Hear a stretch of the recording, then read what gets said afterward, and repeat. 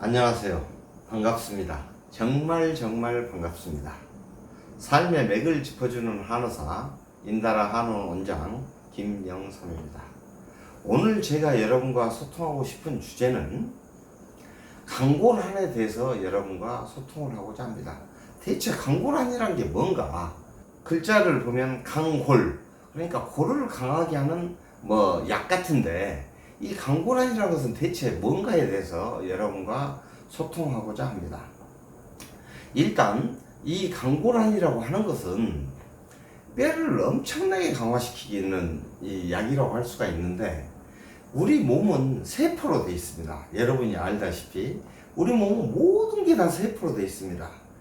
피부도 세포로 되어 있고, 근육도 세포로 되어 있고, 뼈도 세포로 되어 있고, 오장육부도 다 세포로 되어 있습니다. 눈도 세포로 되어 있고. 그런데 우리 몸의 가장 몸의 구조 틀, 우리 몸을 이루고 있는 구조의 틀이라고 할 수 있는 뼈들이 있지 않습니까? 이 뼈들이 바로 세포로 되어 있는데, 그 세포들이 바로 조골세포와 파골세포라는 겁니다. 그런데 이 조골세포라는 건 뭐냐? 뼈를 강화시키는 세포라면, 이 파골세포라는 것은 뼈를 파괴하는 세포라고 생각하면 되시겠습니다. 그러면 나이가 한 49세, 여자들 나이 49세 갱년기죠.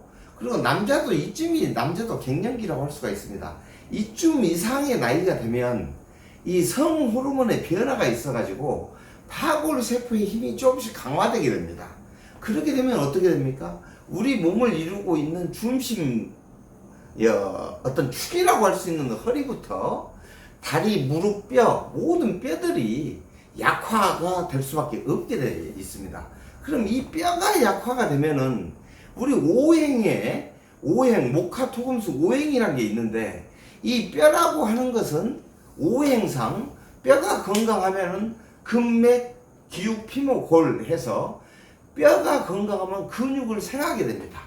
그리고 근육이 건강하면 혈맥을 또 생하게 됩니다. 혈맥이 건강해지면 기육을 생하게 되고, 또 기육이 건강해지면 피부를 생하게 되고, 피모를 생하게 되고, 피모가 건강해지면 또 뼈를 생하게 되는 게 오행의 상생이라고 하는 어떤 관계라고 볼 수가 있는데, 나이가 들어서 갱년기 즈음때부터가 되면은 이제 뼈에 파골세포 양이 점차 늘어나기 때문에 뼈가 약화가 돼버리게 됩니다. 뼈가 약화가 되면 어떻게 되겠습니까? 뼈가 근육을 생성을 해줘야 되는데, 근육을 생성을 원활하게 못 해주게 되는 겁니다. 근육 생성을 원활하게 못 해주면 근육이 또 혈맥 생성을 원활하게 못 해줍니다. 혈액순환이 잘 안 되게 돼요. 이 혈맥이 또 순환이 원활하지 못하면 기육 생성이 잘 안 됩니다. 이게 이런 식으로 순환해서 악순환의 고리가 만들어지게 되는데, 그래서 나이가 폐경 이후가 되면은 점차 허리가 아프다, 무릎이 아프다, 혹은 어깨가 아프다, 목이 아프다, 팔꿈치가 아프다, 발목이 시큰거리다, 심지어는 나이가 많으면 발바닥이 아프다, 이렇게 모든 근골격계 통증을 호소를 하시는 환자분들이 많습니다. 그 이유는 뭐냐? 뼈의 세포인 골세포 중에 파골세포의 양이 늘어나고 있기 때문에 그런 겁니다. 그래서 이 강골한이라고 하는 것은 조골세포, 즉 뼈의 세포에서 꼭 필요한 뼈를 단단하게 해주는 세포가 바로 조골세포인데, 이 조골세포를 급속도로 빠른 시간에 이 강화되도록 해주는 약이 바로 강골한이라는 약입니다. 이 강골한이라는 약을 세포주기 6개월, 한 타임, 그리고 2타임, 3타임 정도 드시면 뼈의 문제에 있어서 문제가 없이 건강하게 살 수 있을 것이라는 생각을 해봅니다. 여러분, 이 강골환은 골을 강화시키는 약인데, 골을 강화시키면 근육이 강화됩니다. 근육이 강화되면, 근육인대가 강화되면 또 혈맥, 경맥이 강화됩니다. 기울는 통로가 강화되고, 이 혈맥이 강화되면 우리 기육들이 강화됩니다. 이렇게, 그리고 기육이 강화되면 피부까지 강화되는 겁니다. 이렇게 다 맞물려서 돌고 있는 겁니다.